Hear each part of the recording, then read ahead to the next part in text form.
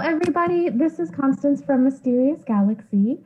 I wanted to welcome you all tonight. We have a very exciting event. We have Tracy Wolff in the house for her new book, Crave, and we already have two of our booksellers reading it and absolutely loving it. So I can't wait for you guys to hear her talk a little bit about it.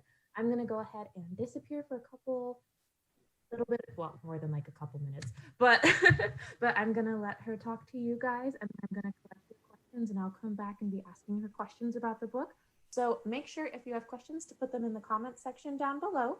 And then also too, she is doing personalized book plates as well for her book. So I've put the link at the top of the video. But I will go ahead and let Tracy take it away. Thanks, Constance. Hi, everybody. It's Tracy. It's good to see you. It's a little weird talking and not knowing who's out there. So hi, everybody. Thank you so much for coming to my virtual signing. I am super excited about it. I was telling Constance that it's really cool to be back at Mysterious Galaxy. I signed here with my very, very first YA paranormal series back in, we were trying to decide, I think it was like 2012. Is approximately when I was on my mermaid tour with another author named Carolyn Childs, and we both signed at Mysterious Galaxy. And so it was really exciting when Crave came around and we were able to set this up. So it's one of my favorite bookstores. I actually grew up in San Diego, and it was one of my haunting grounds when I was younger, I should say. And so it's always super exciting to be here with Mysterious Galaxy, because it's one of those ones where you're like, I used to dream of being able to sign here, and now here I am. So that's really cool. It's very exciting. So anyway, I'm here today talking about Crave, which is my new book that came out a couple of weeks ago. It's been kind of a whirlwind. I guess it was 3 weeks yesterday is when it came out, and I am very excited about it. It's been a lot of fun to hear my readers' response to it. It was actually a lot of fun to write the book as well. I've always been a gigantic fan of vampires, and I always kind of wanted to write a vampire book, but it's pretty scary to dip your toes in that pond. You know what I mean? Because there's so many great vampire writers out there. So I was really nervous for a really long time, and then this kind of opportunity presented itself with my amazing publisher, Entangled, and here we are a year later. And I was realizing, because a post came up on my Facebook line about my cousin's wedding, and the idea for Crave was, and their anniversary was 1 year yesterday, and I was like, that was literally the day that Crave was born.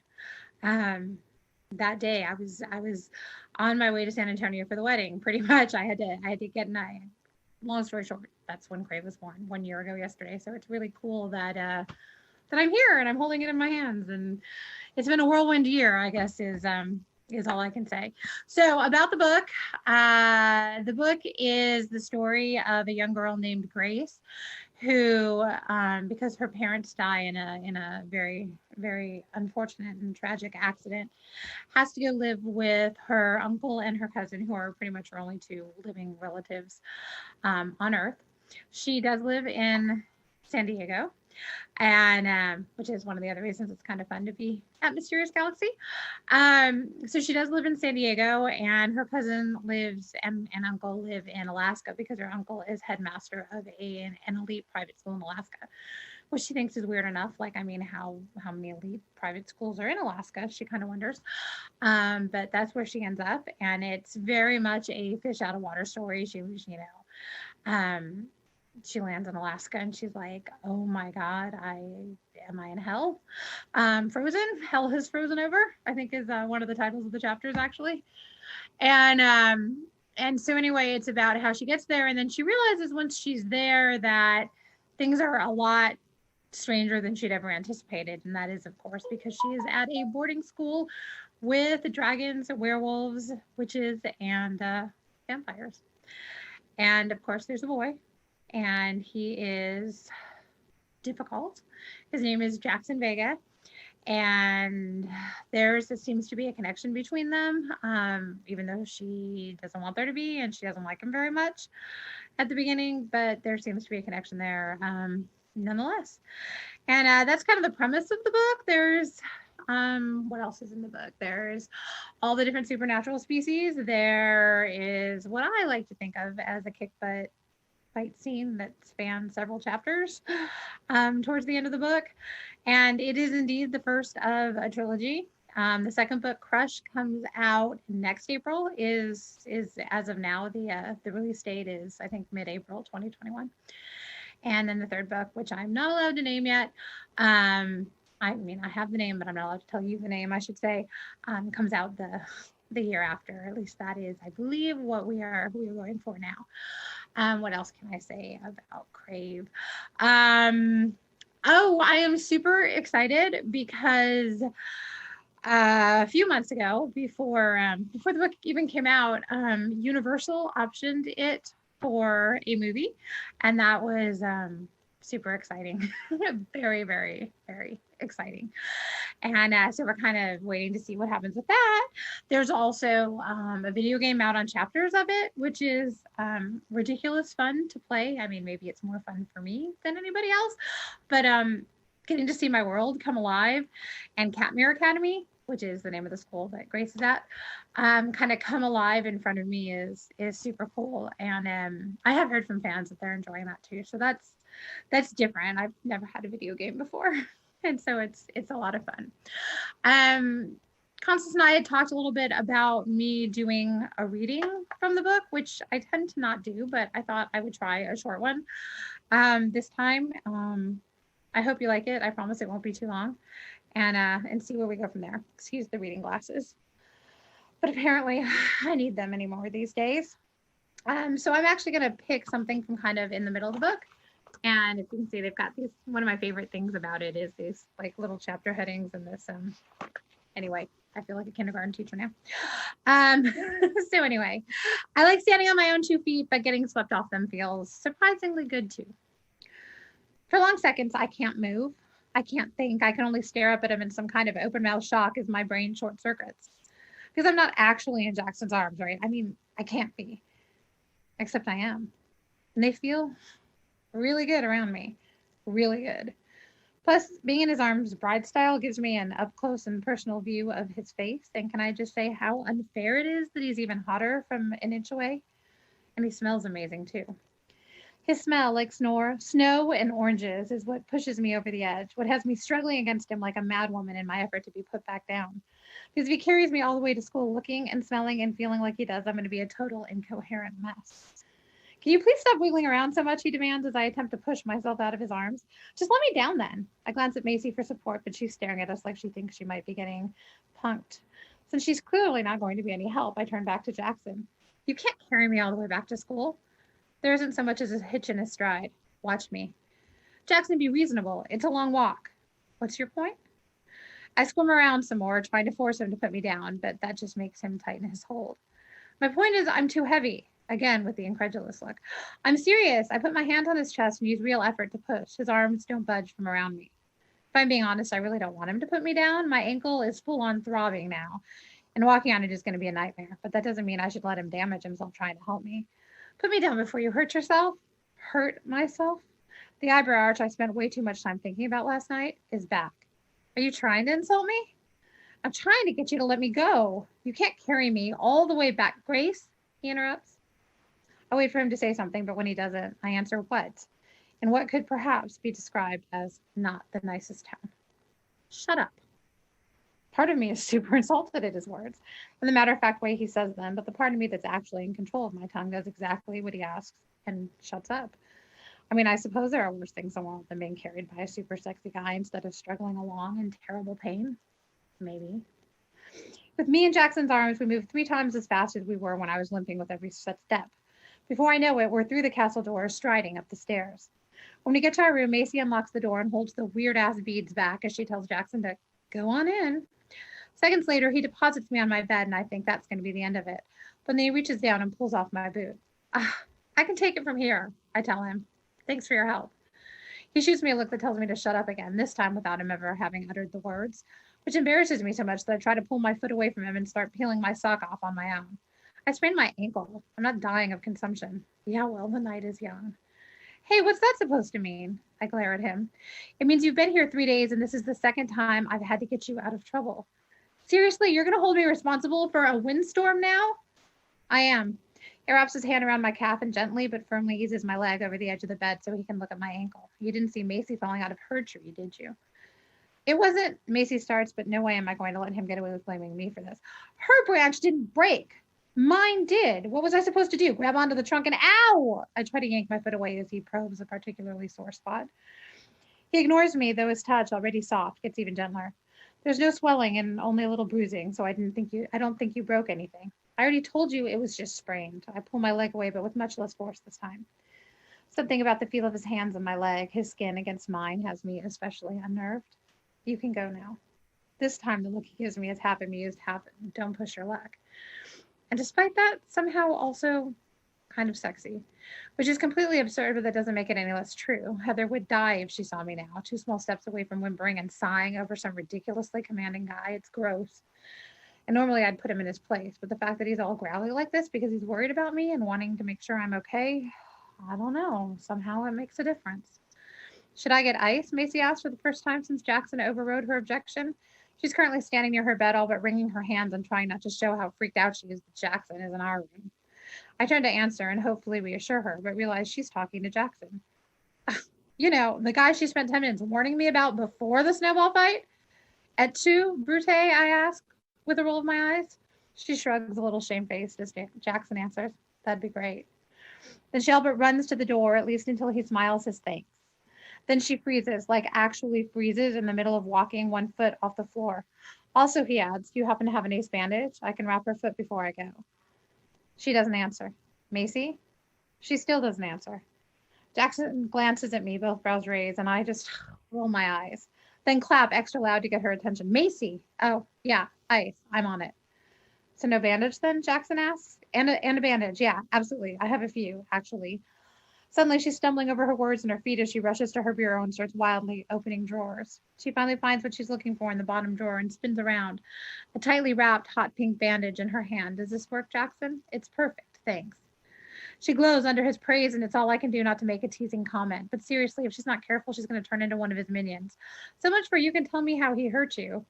Traitor. I reach out to take the bandage from her, but Jaxon gets there first. I really can do it, you know. Maybe I want to do it for you. As she heads to the door, Macy makes a sound like the melting is actually starting, and even I have to admit, it's a good line. Then again, convincing myself to like Jaxon has never been hard. What, no protests? He asks a little sardonically. Are you going to wrap it or not? I grouse, ignoring his question because answering it would be too embarrassing. He ducks his head and gets to work, but not before I see the small grin he's got going on. His scar pulls on the very edges of his lips, but that just turns the smile into a crooked little smirk that is a million times hotter than it should be. His fingers are cold as he wraps up my ankle, but his hands are gentle.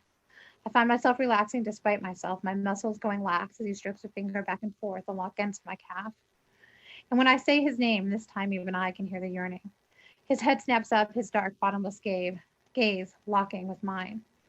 His hand on my leg becomes firmer, more insistent as he leans in just a little.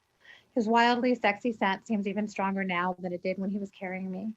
It fills my senses, makes my mouth water, and my hands ache to touch him. I'm already on edge from his closeness, and these new longings he sets off in me have my breath catching in my throat. My heart goes wild, and as he leans in just a little farther, my whole body lights up like the aurora borealis I'm still dying to see. Grace. He says my name like it's a promise. It's the last straw, and I gasp, full-on melting, commencing deep inside me. I'd say his name back, but I've lost control of my vocal cords.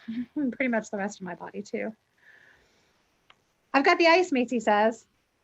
I even crushed it up and she stops cold, her eyes going wide as she senses the tension in the air. With the way Jaxon is leaning over me, it doesn't take a genius to figure out what she interrupted, and for a second, it looks like she's going to use her way back out of the room. But then the moment is gone, and Jaxon is standing up, heading toward the door himself. Put the ice on for 20 minutes and see how it feels. If it isn't better, ice it again in an hour. Got it? Yeah, I've got it. I managed to croak out of my still tight throat. Excellent.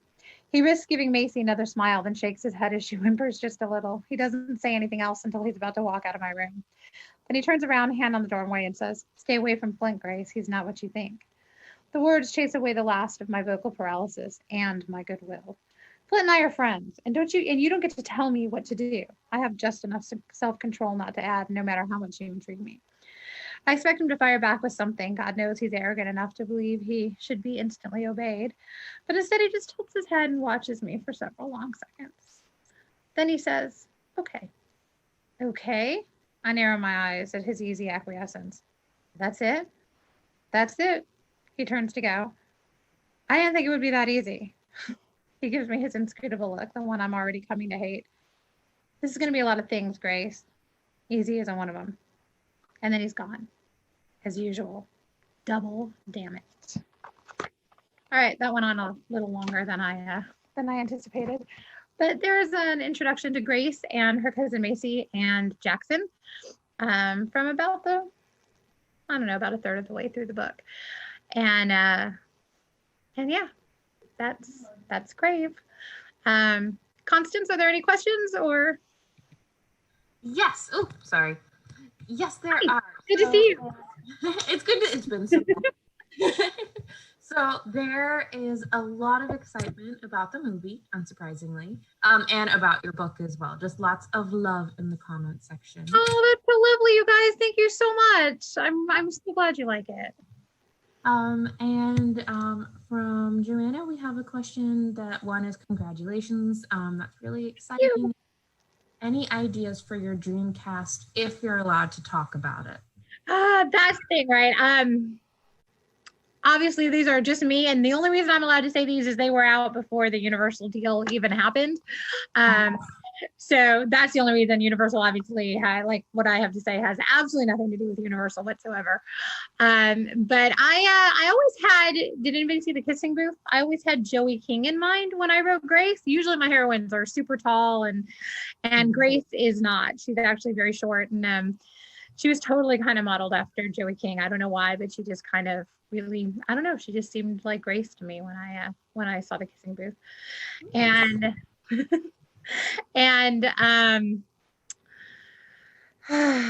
Jaxon, there's a few people that my readers have set forth.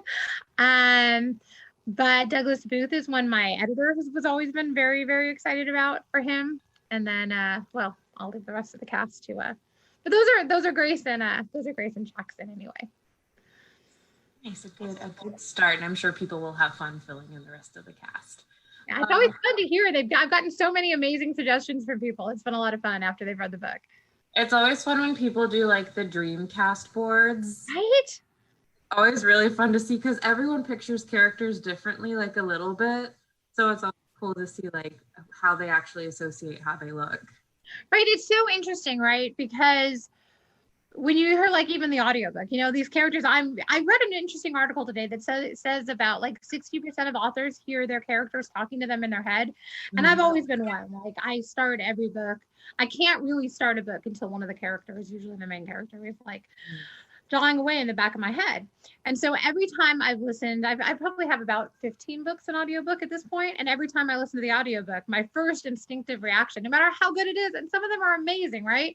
But no matter how good it is, my first instinctive reaction is, oh, that's not Grace. That's not Chloe. That's not, because that's not the voice that's been in my head. So yeah, it's really interesting to see these dream boards and how they picture people. And there was this one girl on Twitter who right after she read Crave did like the most amazing, elaborate, dream boards, I guess. And it was incredible. I was just like, oh my God, that's like so beautiful. Like I wish I was cool enough to have thought of all of those. It was even cooler. It thought of people unto itself. Right? Absolutely. Okay, so wait, there was one more question. Also, too, speaking of audiobooks, since you did mention that, we did have someone comment saying that they loved how you read it or how you read the book. Oh, thank you. You're getting thank you. One of the weird things, I'm sorry, I didn't mean to keep talking. One of the weird things about Grace, right, and Crave is I've written 65 books. This is literally my 65th book. And Grace is by far the character that's most like me. Like, I don't know, like her sense of humor, like everything about her. And so it's like, I actually feel really vulnerable when I talk about Grace or when I read, because like, it's like, I've really not completely obviously, but a lot of me is on display with Grace. And it was really funny because at the beginning my editor was like poking at her, like, can we do this about this? And I'm like, ouch, that kind of hurts a little bit. That's like my personality flaw that's like, you know, under attack here. So yeah, so anyway, I'm glad you like how I read her. She kind of sounds a little bit like me in my head. And I have to agree, I'm hooked from your reading. After this event, I'm going to go and get your book, so I'm very much looking forward to reading it. Well, yay! And we had someone else ask in regards to the movie. I feel like this is kind of always a big question that people think of. For the movie, is it something where you're going to get to have kind of input on it, or will it more just be like, once they're working on it, they're working on it? And if you can't answer that, I know. I think it's more like once they're working on it, they're working on it. I think my publisher had written, it's been a little while since I read the contract. I think my publisher has some stuff written in, particularly for them and maybe for me a little bit, but I'm very hands off. It's their movie. I'm just gonna be really excited to go down the red carpet. Heck yeah. You know, as you should be. It's amazing. If we get there, right? It's always but yeah. So we'll see. Okay. Although I've always wanted to write a screenplay, not this one, mind you, but I've always wanted to try my hand at one. So I kind of thought, like, watching the movie from afar, hopefully I would learn some stuff and be able to try my hand at that someday. Again, not this one. I have to ask, screenplay wise, would you want to do paranormal? Would you want to do rom-com? Like, where would you fall into on the screenplay? Like, do you have anything for it? Thriller, or, you know, romantic suspense is kind of my I have like 3 or 4 ideas and they all kind of fall in that genre. So not horror, but definitely like a little scary on the thriller side. Something that keeps us on our toes. I like that. Okay, we have a general question from Joanna, and it is we actually kind of talked about this a little bit. With the rise/creation of the genre new adult. Oh, sorry, we have my cat who might make an appearance. As with new adult as opposed to young adult, where do you draw the line? Do you feel there is a line / do you feel your writing falls into one or another? Should we differentiate, etc.? I actually do think there's a line. It's really, new adult is, I think, a really fascinating genre. And I realized when it first came out several years ago, I've actually written several new adult books. I have a snowboarder series called The Extreme Risk Series that I wrote kind of at the early advent of new adult, because I'm one of those, I like to try a little bit. 65 books in, you got to try a little bit of everything to keep it interesting. But so I definitely do think there are lines. I think some of the things, just like between, like, because I come from the romance writing world, just like I think a lot of the genres or a lot of the different subgenres kind of have blended together through the years. And I think new adult and young adult, like Sarah J. Maas has done a really interesting job of kind of blending young adult into new adult more, right? I do think there is a line, and I don't necessarily think the line is sexual, because I've seen a lot of young adults handle, you know, sex, you know, very, very well. Have even done it a couple times in my own young adult novels. But I think that maybe explicitness of sexuality is a part of the line, but I think it's also experience-wise, right? Like young adult is so much those firsts. I think that's such an important part of the genre. Like the first time you fall in love, the first time you kiss a boy, or, you know, the first time you have to do something grown up, right? Like when Grace flies up to Alaska, I don't even think this made it into the book, but this is like the first time she's ever flown on her own. And here she is literally packing everything she still has left in her life and getting on a plane to Alaska, and then a tiny puddle jumper to land literally in the middle of nowhere, Alaska. It was really interesting when I was doing the research. I'm sorry, this is a sidebar, but it was really interesting when I was doing the research for Alaska, which I have never been. I was supposed to go this spring, but you know, Corona. So best laid plans. And so anyway, I was like trying to find like the airport, for example, like where I wanted her to land. And I'm like looking for it because I want to, you know, throw in a line of description or that kind of thing. And I'm looking and I'm looking and I can't find anything. And finally I'm like, well, screw it. And I Google Earth, right? Like all the way down. And I'm like, wait a minute. That's not an airport. That's a parking lot with like a tiny little airstrip. Like, how is this an airport? Like, I grew up in LA and San Diego, and now I live in Austin. And I'm like, I don't know what that is, but that is not anything I would trust. And that totally makes it into the book. The whole idea of she's like, how is this an airport? I'm very confused now. And basically put her up, you know, on snowmobile, because there are like so few roads in Alaska. And so that was, you know, but back to the new adult question. Sorry, I took a little side road. But back to the new adult question. Right. I think that young adult is very much about first experience. I think new adult, although there are a lot of first adult experiences in there, right? I think that I think they're handled with a little more maturity. And I think there's just a little more self-awareness there than there is in YA, when everything is still very self-centric, not necessarily self-centered, but very self-centric. Because I mean, learning about other people and empathy and all of those things certainly is something you start at an early age. But I think as you reach more adulthood, there's more of it in there, you know, like the teenage brain versus the early 20s brain. Yeah, it is. There's a big difference, right? There's a big difference between 17 and 23.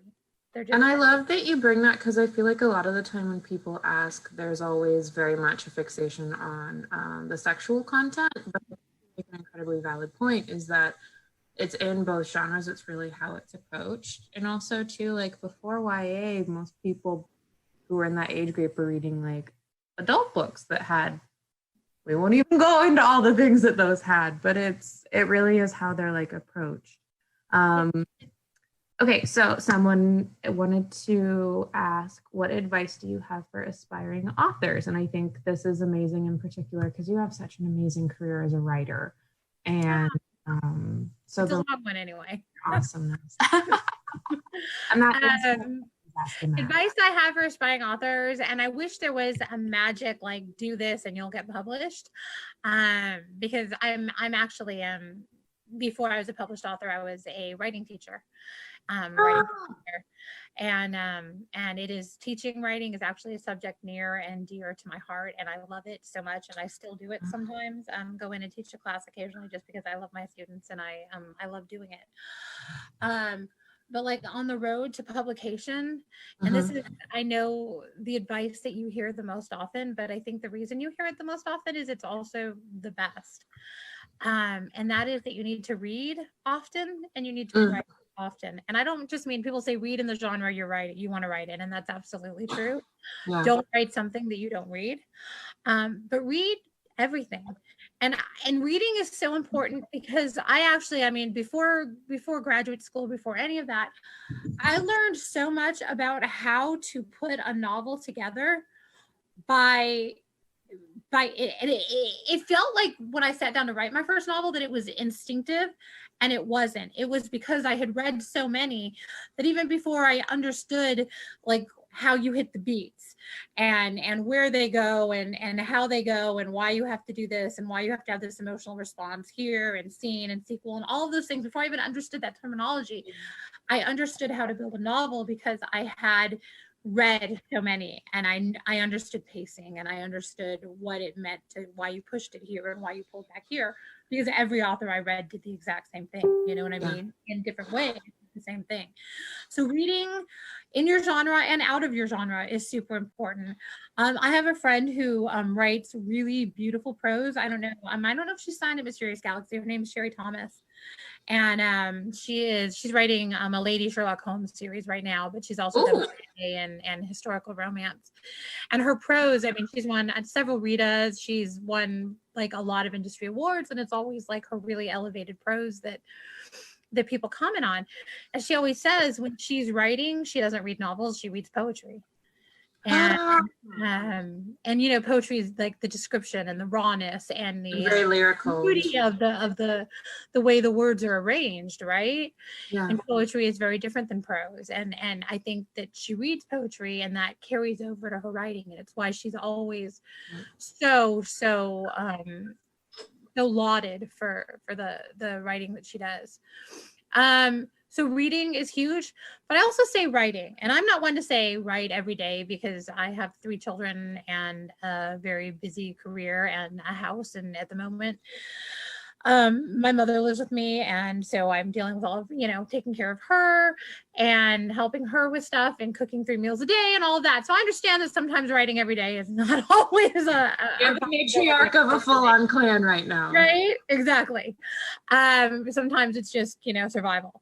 But I think you have to write often, and it doesn't have to be like the great American novel. You could, like, I think so many people get paralyzed by what they think they should write, or something not being good enough. And actually, one of my favorite authors growing up, because I grew up when there really wasn't much of a YA genre, right?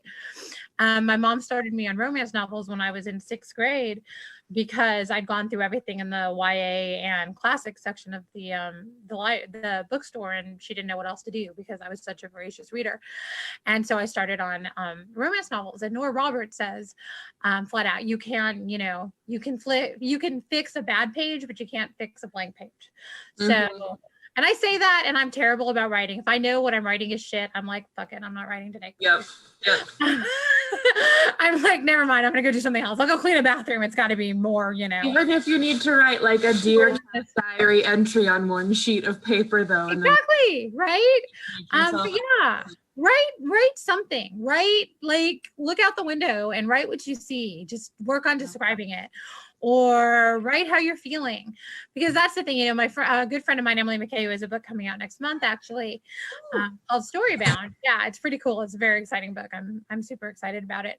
But anyway, she always says, you know, she is married to a computer scientist, and he's a programmer, and he goes to work, and she's like, when he goes to work, he doesn't have to rip open a vein and bleed all over the page. You know, she asked him one day, she says, you don't feel like crying when you work, do you? He's like, when you program? He says, well, no, I feel like crying sometimes when I have to read other people's programs, but no, not my own. And the thing about writing is some days it's great. Some days it's super easy. And some days, and even the days when it's flowing well, some days it's super hard, because if you want to get the real emotional response on the page, then that means that you have to mine. I think, I mean, I don't speak for every writer, but I think all the writers I know, you have to mine your own emotions. Yeah. And so sometimes when you're, you know, working on, you don't really know what you want to write, spend a couple minutes. What does it feel like? What do you feel like at that moment? Do you feel sad? Do you feel happy? Do you feel content? Do you feel blah? What does that feel like? Describe that, if nothing else, and work at understanding what those feelings mean, and what your physical response and what your emotional response to those are. Because a lot of that's not going to go in a book, but little bits of it have to go in everything, right? Because emotion, I mean, characters don't exist without, I mean, I guess they can exist without emotion. But you have to have that criminal. Well, unless you're Hemingway. So if you're not Hemingway, emotion helps a lot, and understanding your own helps a lot to translate that onto the page. So I say, even if you're not writing, you know, your opus at the moment, write whatever. Write about your day. Write about what you're feeling. Describe your dog. Right, because as you write, it's the same as when you read, right? You get a feeling for how words go together, how they sound best. I mean, all authors have different styles. My style is very different than, like, well, let's say Sherry's. But when I write, I hear it in my head, and I know what sound. And when I make a mistake in my rhythm, I know, oh no, gotta fix that, right? So I think the more you write, the more you learn what your own rhythm is, and you learn how you like the sounds of words and how you think they fit together. And that will, whatever you're writing, your grocery list will translate into what it looks like when you write your novel. So those are my. I think that's such awesome advice. I think that's awesome. And we have another writing question in a very different vein about though. We have is there a magical creature you find most challenging to write? A magical creature I find most challenging to write. Well, I have written dragons, not just in Crave, but I have a dragon series that I wrote under the name Tessa Adams. I have a witch series that I've written as Tessa Adams. I have mermaids that I wrote as Tracy Deebs and superheroes as Tracy Deebs.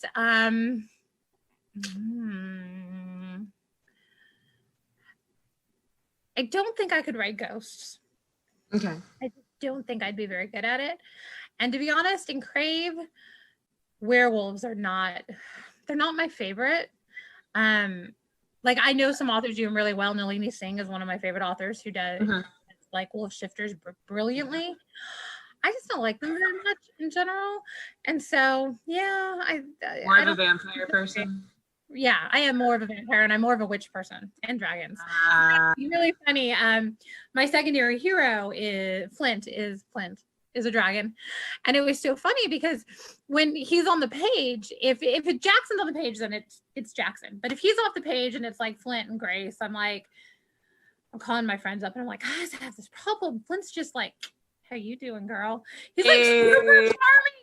He just like takes over and he's just like super charming. I've had a lot of readers be like, you know, hey, I really like Flint. And I'm like, yeah, I know. That's when the character comes in and they're like, so you my friends are all, well, you know. But I'm going to be the charmer who wins everyone over. Exactly, right? They're like, if you didn't want him to be charming, Tracy, you shouldn't have made him a dragon because you know how you feel about dragons. You should have made him a wolf because then he could have been a real jerk and you wouldn't have cared. He was like, oh no, I'm here and I know my story. You as the author have no power anymore. That's right. Exactly. I'm like, you make him a dragon and he's just all like, how you doing, girl? What you gonna do? I'm excited to meet him now. Okay. So speaking of reading, like you were talking about that earlier for your reading advice, we have someone who asked, what do you read for pleasures? And kind of a secondary question to that is, what book made you a reader or want to be a writer? Okay, what do I read for pleasure? I read fiction for pleasure, and I read all kinds of fiction.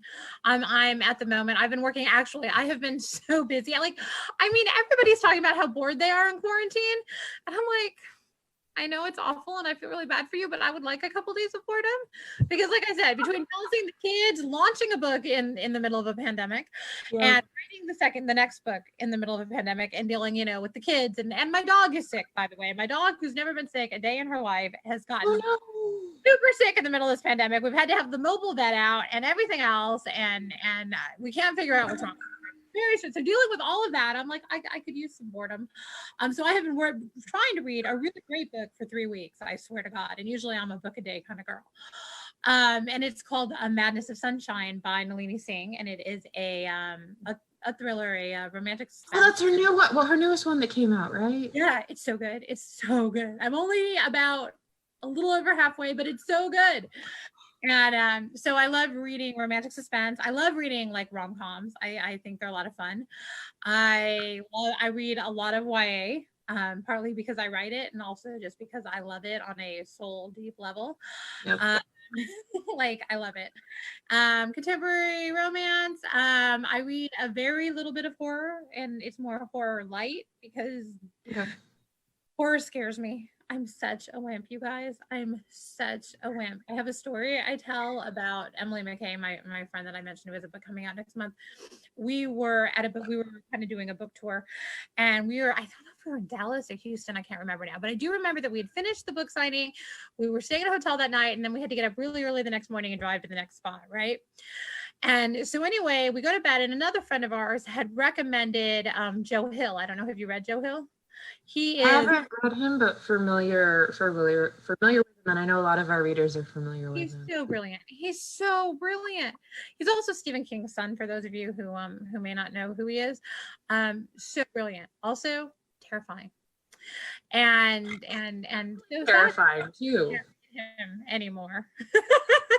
Because this one night a friend of mine had recommended, I think it was Heart-Shaped Box, and it wasn't even scary, right? Like I'm reading it and I'm like, oh, Emily, listen to this. She's like, no, And she literally rolls over in her bed and she like pulls the cover. She's like, stop talking to me. I'm like, I want to sleep tonight. You need to stop talking to me. There's going to be a problem here. I can feel it. Just stop. I'm like, no, are you kidding me? This is great. Like, he's so smart. Like, look at what he does here. And she's like, literally puts in her earbuds and she's like, shut up. And I'm like, okay, fine. I'll just read it by myself. So I read it and she goes to sleep over on her side and I'm reading till like probably 3 a.m. And I'm like, okay, I've got to go to bed because I got to get up at like 6 and you know, whatever. So I reach out and I turn the light off and I swear, except the light was on the side. And I swear to God, I turn the light off and I bring my hand in and I freak out. Like I am so terrified. I can't move, right? I like want to turn the light back on and I'm too scared to stick my hand back out and turn the light back on. So I literally laid there all night for the next like 3 hours like this, like shivering, like covers pulled up to my chin, like not able to move, barely able to breathe. And finally, like her alarm goes off at 6. She gets up and she turns the light on in the bathroom, right? So as not to wake me. And I shoot out of bed and I'm like, oh my God, thank you. Thank you, thank you, thank you, thank you, thank you. Please don't ever turn the light off again. And she's like, damn it, I told you not to do that. So I do like to read horror, but I'm very bad at it, I guess is what the moral. I'm the same way where I love like the mythology and the lore and the storytelling aspect of horror, but my roommate's a horror movie junkie. She like watches all the great ones and I'm like, I'll watch it with the lights turned on if I can close my eyes for half of it and just hear the story part. I'll watch it if you sit next to me. And if you sit next to me tonight, then it'll be okay. Yeah. Yeah. So I totally get that. I'm in the same vein with you. Oh, we have a question from Isabel. First they state, absolutely loved Crave. Will Crush have Jaxon and Grace's POVs in it? Will you write any more chapters from Crave in Jaxon's POV? Because I loved reading those ones at the end of the book. There will be more Jaxon. I think at the moment we're only planning on a couple chapters at the end, kind of like we did with Crave. But we're also maybe throwing around the idea. Well, nope, I can't even. Nope. My publisher has me under a gag order. You will see more Jaxon point of view in one time or another, and you'll see a little bit of him in Crush. Yeah. And I realized I didn't. Oh, go ahead. Things are coming. Good things are coming. And I realized I didn't answer the second part of that question. And the answer very specifically is Judy Blume. Judy Blume is the writer who made me fall in love with books and made me fall in love with writing.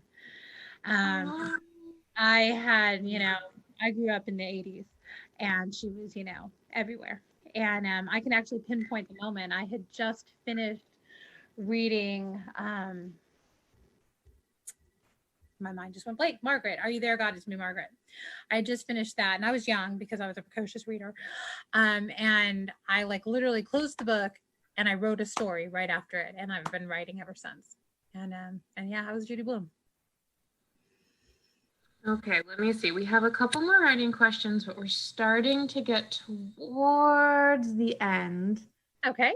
Let me check really quickly. And thanks again, guys, for coming. I really appreciate it. It's so great to hear your questions and hear. We have a lot of people who are in the same position on horror as we are. So excellent. See. So, okay, I will ask these two writing questions kind of together. This person, Sabrina. Hey, Sabrina. Hi, Sabrina. Part of our YA book club represent. So she said, oh, we should do Crave. Oh my God. Sorry. But she said, what is your favorite part of the writing process? What is my favorite part of the writing process? Being done. Does that count? Oh, totally. Totally counts. I love having written a book. Like, I love it. I'm like, look what I did. Isn't it beautiful? I also love, okay, this sounds really bad. I love the sale. I love the brainstorming. I love I think this is how I've written 65 books actually. I have a ton of ideas and I love and I have the most amazing agent in the business. Like I love her so much and she almost never tells me no. She's like, okay, we can try. What are we going to do? And then she also is really good. Like she sold every single book I brought to her. So with the exception of one, and she's determined that one day we will sell that. So I'm really lucky on that aspect. But I love the brainstorming and the coming up with the idea and the like putting it out there and then selling it because that's validation that, hey, it's a great idea and people are gonna like it. And then I'm like, yeah, I'm good, I'm done. Sadly, I have sold it and I can't be done. But yeah, I love that whole like the germination of the idea and like what it's going to be like and how it's going to be. That is, and building of the world and the building of the characters. I love that a lot. I have well, that's a whole creative process too, like in and of itself. That's a whole creative aspect. And I always start with character. Like some people start with plots, you know, situations. Some people start with world. I always start with character. I have a friend that I brainstorm with, and this is how our brainstorming sessions go all the time. I'm like, so who is she? And she always sounds like, and what does she do?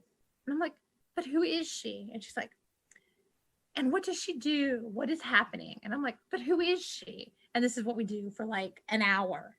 And so do you ever write down like all of your characters? Like I know some people write down all of their characters and almost like create like a whole history for them. Are you able to just kind of talk about it and then those characters live inside your head?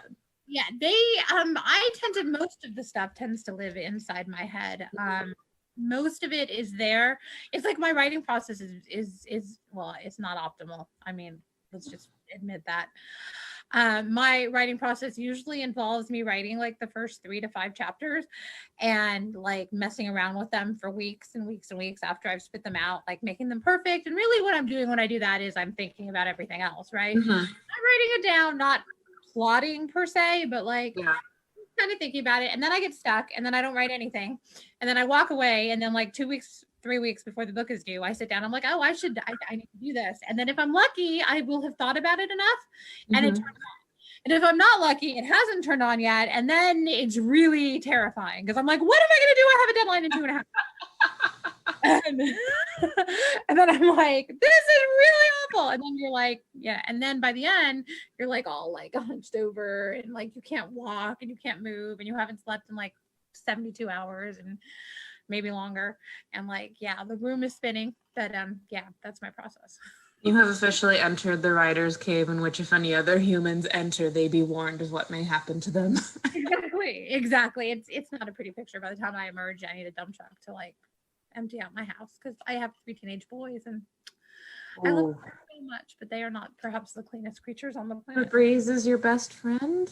Oh my God, so much Febreze, so much. And the Lysol shortage right now is a big trauma to me. Oh, I'm like, no, you don't understand. I have a household of 6. Like I need that, and a lot of them are male. I'm just saying, I need this, and it's not because I'm hoarding. I just need it. No, you legit just need it. I just need it. I mean, I need it to breathe.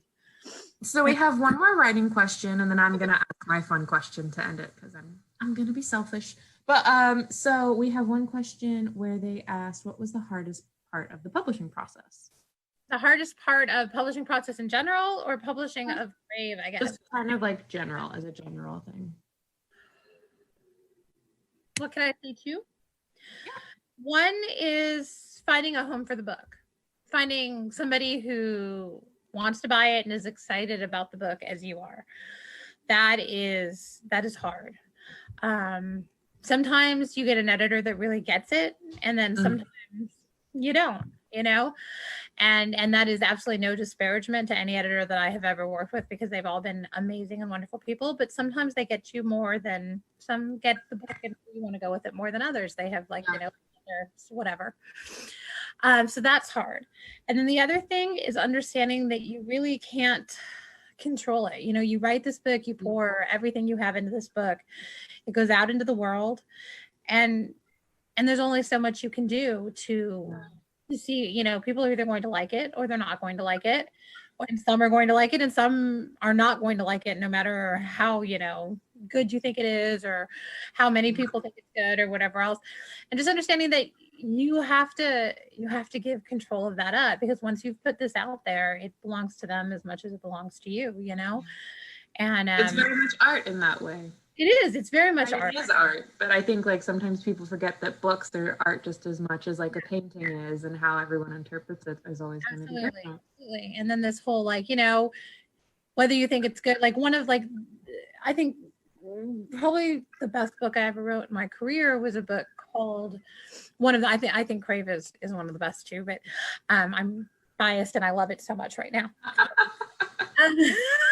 But I wrote this book called Love Game, and I wrote it during a very, very difficult period in my life, and I poured a lot of everything that I was going through into the book, and I think that it was one of those books that my peers were like, this is the best book I've read in 10 years. This is, my editor, my agent was just like, oh my God, this is a whole nother level. And at the beginning it sold like 800 copies, and it just didn't hit the way that we all thought it was going to hit. And that was really devastating to me. And then I had to just be like, you know what, it is what it is. What I got out of it was worth the fact that it didn't sell at the beginning. And since then it's one of those books that's kind of got its legs under it a couple years after it came out, but it took time before it ever got any legs. And it had kind of come out at the peak. Like I'd been hitting the New York Times, pretty regular, all that stuff was happening. And then this book came out, and it just kind of and we couldn't what happened, with it. And so yeah, understanding that sometimes you can't control that. You can only control what goes on the page, and you just give it your all and you do the best that you can, and understand that and this sounds terrible sometimes, you're going to get kicked a few times. I mean, we were talking right before this came on that sometimes writing is a short-lived career. And my first book came out in 2007, and I'm still here. And I think that you have to understand that sometimes it's going to hurt, and that's okay, because life hurts and life is wonderful too. And you never know, I go from that to this book, this book where that I'm getting such amazing response to, and a movie deal and a video game and all those things. And I'm like, yeah, I couldn't have written this if I hadn't gone through that. You know what I mean? I learned all the life experiences and pain and sorrow and also joy are what then go into your next project. Exactly. And even just the actual act of writing. I learned so much writing that book and stretching myself to write that book that if I hadn't done that, I wouldn't have been able to write this. So I think it's hard because you go from being the master of your universe, where you literally are like a god in which you create everything. And then you go from that to absolutely no control. Yeah. I am going to end us on a fun question for me, and I can answer it with you too if you want. If you were a supernatural being, what would you be? What would I be? I have a feeling it might be dragon. Would it be dragon? It would actually be witch. I think. Oh yes, you did say. Okay, nice. It would be witch. I like witches a lot. I'm I was a big Charmed fan back in the day. Oh yes.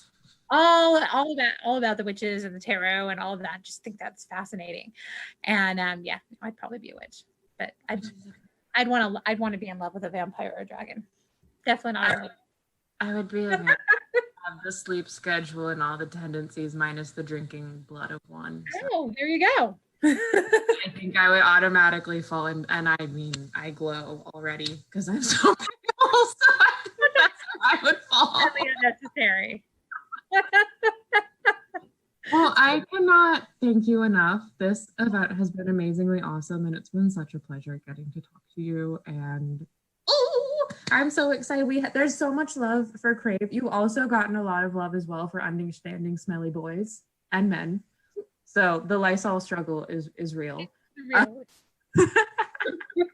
It's such a real thing. Well, thank you for having me. I really appreciate it. Like I said, Mysterious Galaxy is super near and dear to my little YA fangirl heart. And thank you everybody who came to listen and to ask questions. I appreciate it. And who has read Crave or want to read Crave, I appreciate it more than I can ever tell you. And I feel really, really lucky to have such amazing fans. So thank you so much.